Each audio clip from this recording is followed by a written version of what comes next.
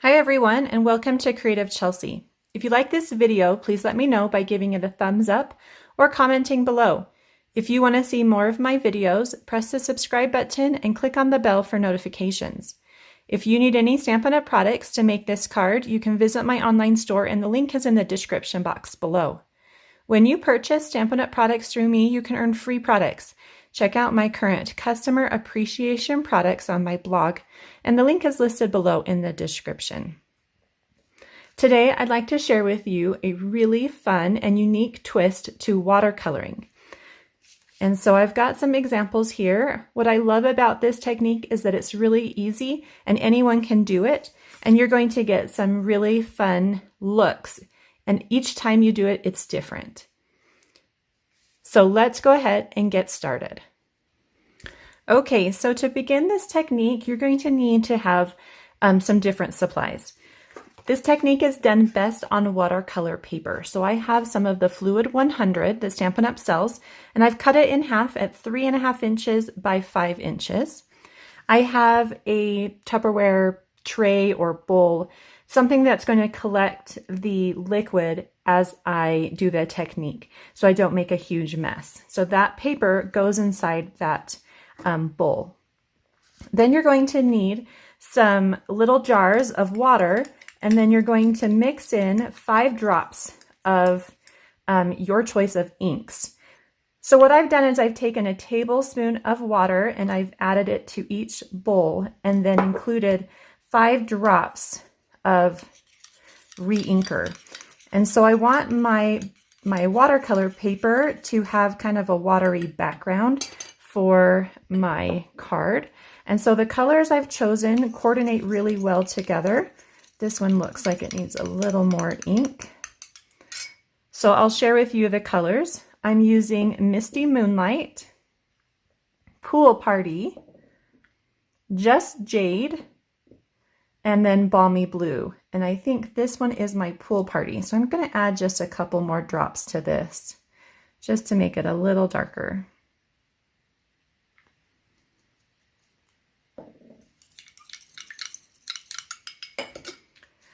You're also going to want to have a paper towel or something nearby, just to make cleanup a little bit easier.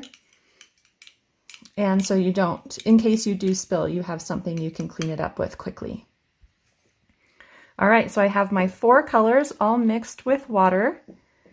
And you're also going to need a heat tool. And this will just speed up the process between the colors.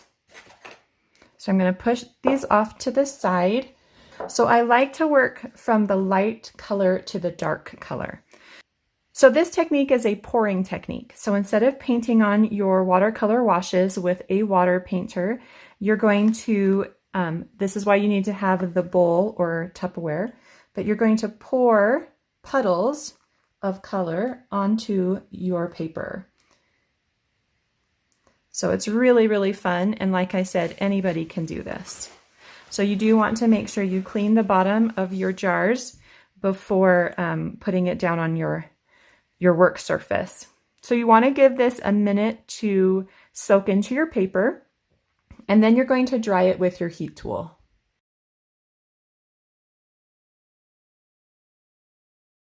Once you feel like the color has soaked into your paper enough, you can pull your paper out of the bowl, place it on your paper towel, and then you can dump the excess back into its original jar. Again, use your paper towel to keep things clean. And then you can finish drying this. You do want to have it completely dry before moving on to the next color.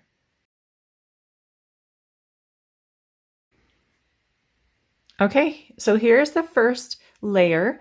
This color is the Balmy Blue. So I'm going to place it back into my bowl, and I'm going to pick up my second lightest color, and this one is the Pool Party. And I'm just going to do the same techniques where I pour it onto my paper. I do want to try to cover some different areas,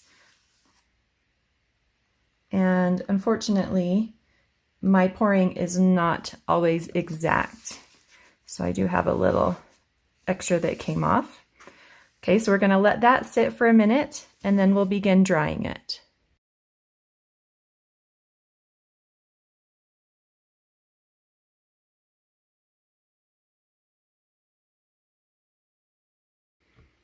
All right, so here is layer number 2, and you can start to see how those colors kind of begin interacting with one another and creating some really unique and fun background colors and shapes.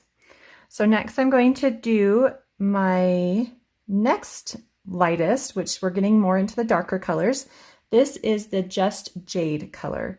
And again, I'm just going to start pouring it and kind of hope that I can get some of those white areas have some color on them.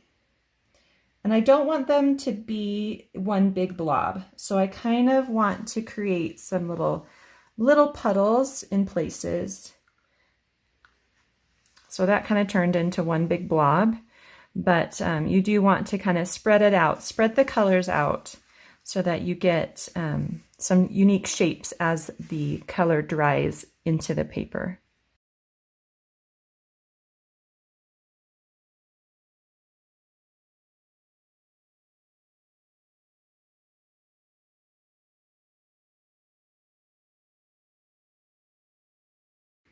Okay, so there is layer number 3. We're starting to get some darker colors in there. It's turning out to be really pretty. And then I've got my darkest color, and I'm going to try to keep this in its own separate puddles.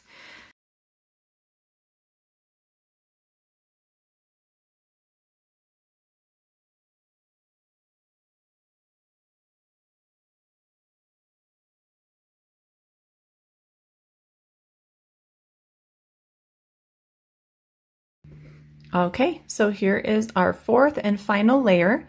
If at any time you wanted to repeat a layer to maybe pull in a little more color in some white areas, you're welcome to do that and do as many layers as you want. Just keep in mind you don't want it to become muddled.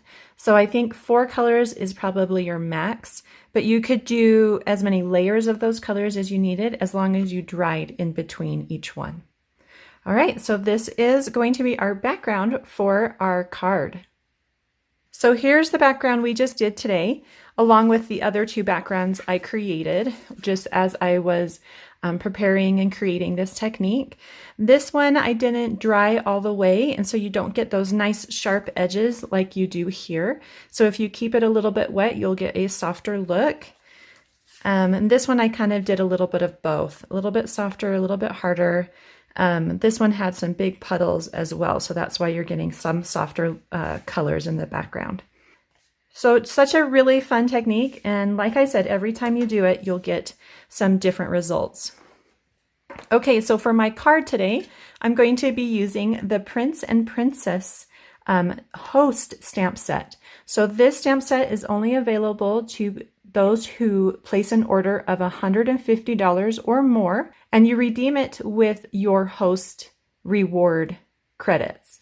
So the images I'm using is this really cute toad or frog, along with lily pad and some of the leaves and some cattails, and then this water puddle.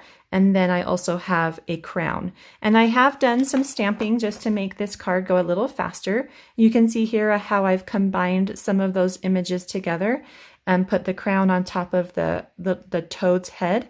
And then we're going to be doing some coloring on with this stamp as well. So to color these, I wanted to use my Stampin' Blend markers, and I just pulled out a variety of greens and browns so that they coordinate well with the colors I've already used in the background. So let's go with the lily pad. So to do this, I started with my light Just Jade, and I colored this all over.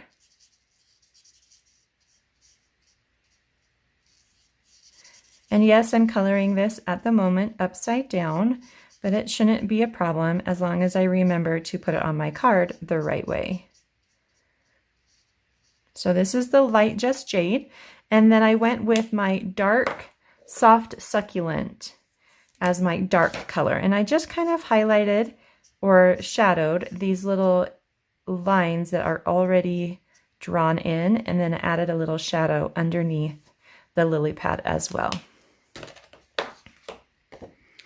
so that you can get a close-up of those lily pads. And then for my cattails, I did the same thing. I started with my light Just Jade for the leaves, Then I went in with my dark soft succulent and just kind of created some shadows. And then for the actual cattails, I used my crumb cake, and I'm going to do light crumb cake for the entire top. And then we'll add just a little shadow with the dark crumb cake.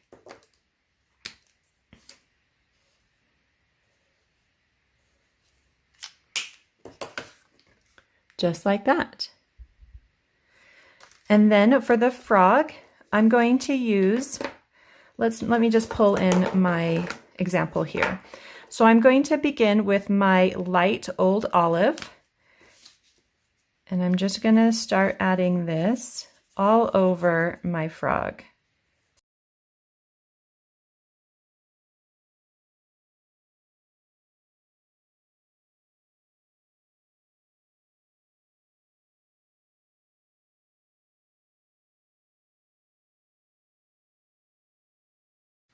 Okay, so there it is with my light old olive. Then I'm going to take my dark old olive and add some shadow.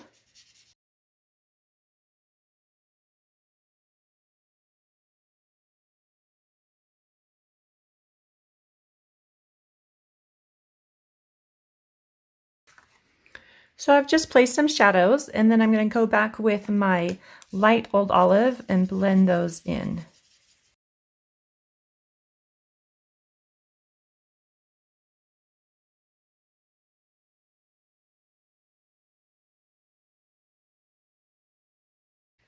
Okay, so there's my toad. And then I'm going to use my dark crumb cake for the little warts on his back.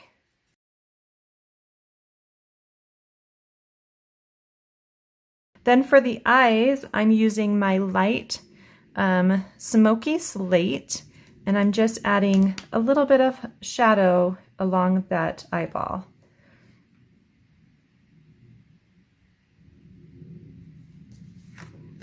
Something like that, just to give it a little bit of three-dimensional.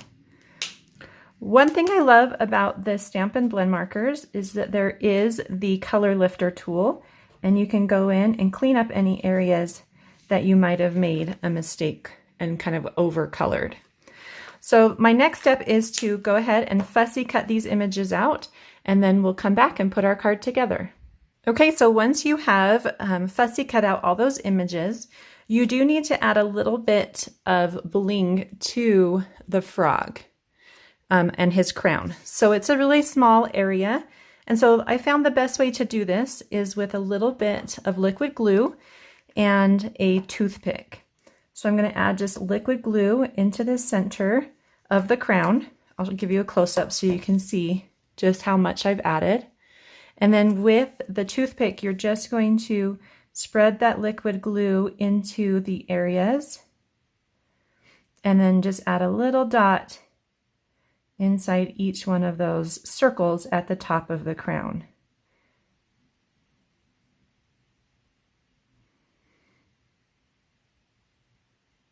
Okay, so once this dries, this Tombow liquid glue does stay tacky. And so what we want it to do is dry, and then we'll place it inside our Gilded Leafing. So while that dries, let's get our paper that we created today. You're going to kind of choose which side you want to be kind of more covered and which side you want to be at the top. So this is the area I want covered, and I'm going to stamp our little water image 3 times here at the bottom, and I'm doing that in Misty Moonlight. The first one I want to stamp just in the bottom left corner. Then I'm going to stamp another one just above it and overlapping just a little bit. I'll give you a close-up. So I'm not exactly overlapping the image, but I'm overlapping the space. Does that make sense?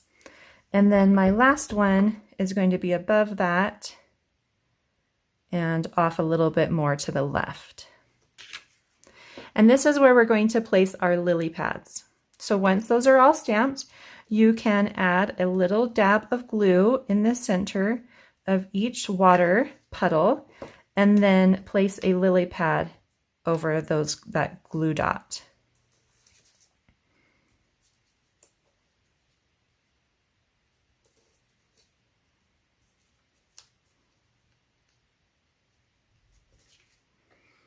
Just like that. Then we're going to take our frog. We'll get back to him and see if that glue has dried enough. So we've got our gilded leafing. I like to put it in a little Tupperware just to keep it from making a huge mess when I open it every time. And I just need a little flake or two, and I'm just going to add that to my crown here. Don't want too much. It can make a really big mess quickly. So I'm just going to tap it and add a little bit to the top of that crown. And then you can take a something to kind of wipe away the excess. So we just want the gold to stick to the glue. So you'll get something that looks like this. Then you'll just want to clean up your area a little bit. And then we can add him to our card with some dimensionals. So I've added dimensionals, and then he's just going to sit kind of on this one on the right and have his hands a little bit on that top one. So it will look something like this. Then we're going to take those cattails, add a dab of glue to the bottom. I like how the top kind of curl up from being fussy cut out, and so I'm going to keep those up a little bit. So this first one we're going to tuck in right behind him, give it a little bit of height, and then we'll add a second one a little lower.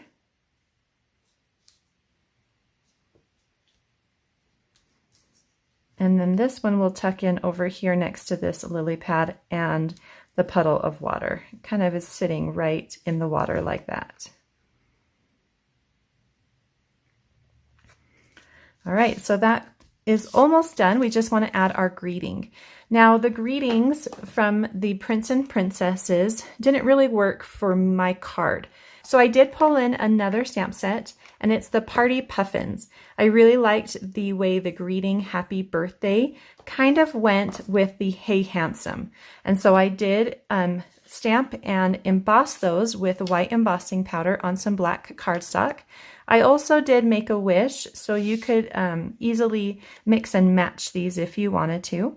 And I'm just hand cutting these out. I want to separate them so that they can fill up a little bit more of the space.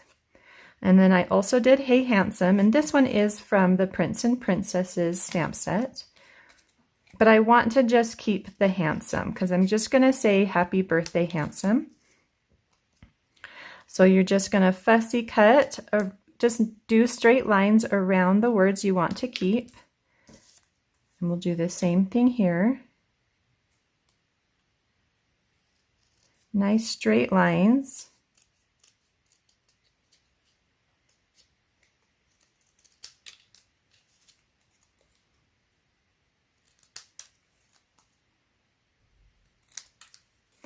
And then these will get added to our card with dimensionals as well.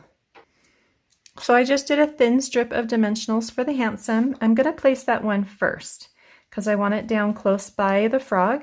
And then I'm going to do Happy Birthday. You'll see here that I cut a large dimensional in half. You could also use some of the mini dimensionals. That would work well here as well. And then Happy Birthday right above handsome. So you'll get something that looks like that. Now this piece is ready for our card base. So I have a card base of Smoky Slate, and I'm going to also add a 1/2 inch strip by 5 inches of this black and white pattern paper, and it's from the Pattern Party Designer Series paper, which is another host gift. So again, when you host or place an order of $150 or more, you can get these host benefit items and products. So they are only available once you hit that order. All right, so I've just added that strip to the left side. It's probably about 1/4 of an inch peeking out on the side. And then I'm just going to add this to my card base with some liquid glue. I feel like liquid glue does a really good job of holding on those thicker pieces of cardstock like the watercolor paper. All right, so just going to open this up and smooth out that liquid glue so that it doesn't get clumpy and warp my paper. And our card is all done. I hope you enjoyed watching me create this fun card today and seeing a unique twist to the watercoloring technique. And I hope you give it a try. For more written instructions or close-up images, you can visit my blog, creativechelsea.com. Thanks so much for watching. Have a creative day. Bye.